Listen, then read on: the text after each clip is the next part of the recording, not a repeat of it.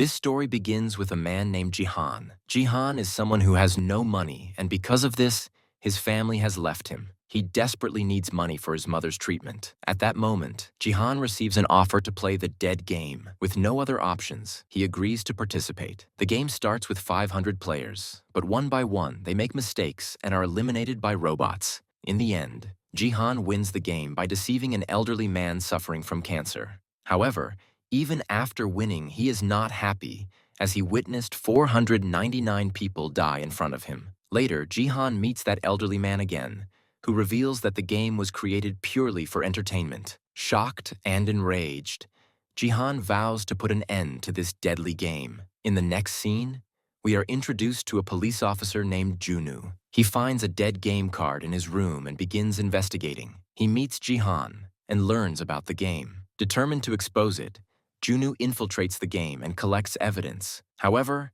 due to the lack of network access, he fails to send the evidence and is eventually captured by the game's staff. The frontman, the main handler of the game, kills him. It is then revealed that the frontman is actually Junu's brother. This marks the end of Part 1. Part 2 begins with Jihan, who, while on his way to meet his daughter, notices two men at a subway station, one of whom had given him the game card before. He tries to chase them, but fails. Later, Jihan contacts the frontman and realizes that they are still keeping an eye on him. He quickly checks his body and finds a tracker in his ear, which he removes and goes into hiding. Meanwhile, Junu is rescued by a fisherman and admitted to a hospital. Later, he starts working as a traffic police officer while secretly searching for his brother, the frontman, to put an end to the game. Elsewhere, a gangster meets Jihan, and Jihan offers him a large sum of money to help track down the two men from the subway and shut down the game. The gangster successfully locates them and informs Jihan. However, when Jihan arrives, he finds that the game's men have already killed the gangster's informant. Upon returning home, Jihan discovers that one of the game's men is already waiting for him. Jihan asks for his help in finding the frontman,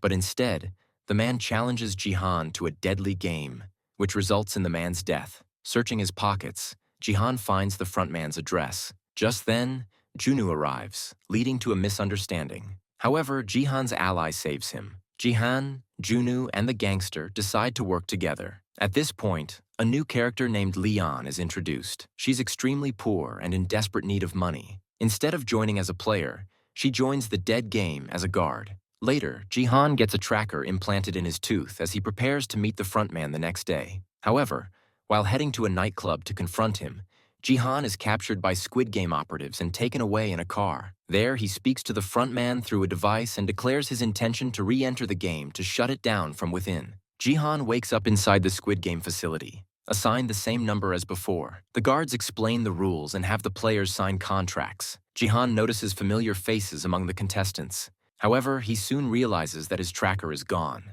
As the game begins, Jihan warns everyone about the rules, but some players ignore him and are eliminated. Eventually, the survivors start listening to him. Meanwhile, it is revealed that one of the guards executing players is actually Leon. On the outside, Junu and the gangster are unable to locate Jihan. Jihan urges the players to quit the game, but they refuse. Instead, they turn to him for guidance. Jihan asks why they didn't leave when they had the chance. Player number 1, Zion, explains that everyone here is desperate and has no other option. He begs Jihan to help them survive. In another scene, the new frontman instructs Leon, the sniper, not to shoot players in the head because their organs need to be harvested for profit. Meanwhile, Junu approaches the police commissioner for help, but he is not believed and ends up losing his job. The second game begins. This time, the game is unfamiliar to Jihan, as he never played it in the previous round. The players form teams of 5 and start playing. By the end of the game, 110 people are dead. Another vote is held to determine whether the game should continue,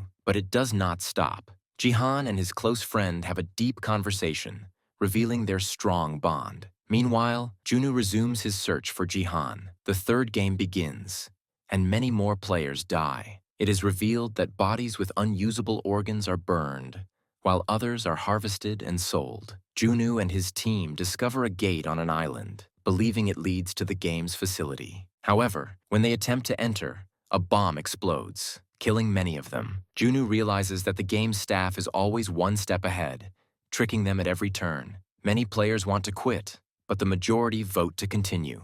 That night, a violent fight breaks out in the washroom where players kill each other. The survivors now have a higher prize pool. Meanwhile, Junu is on a boat when he discovers that the fisherman is actually a Squid Game operative. The fisherman kills one of Junu's allies after being exposed. Jihan plans to attack the game's staff. That night, another brawl erupts among the players. Seizing the opportunity, Jihan and his allies overpower the guards and steal their guns. Some guards manage to escape. Jihan convinces the players that eliminating the staff is the only way to stop the game. They launch an attack on the game's authorities, but ultimately fail. In the end, the frontman kills Jihan's best friend. And that's how this season ends.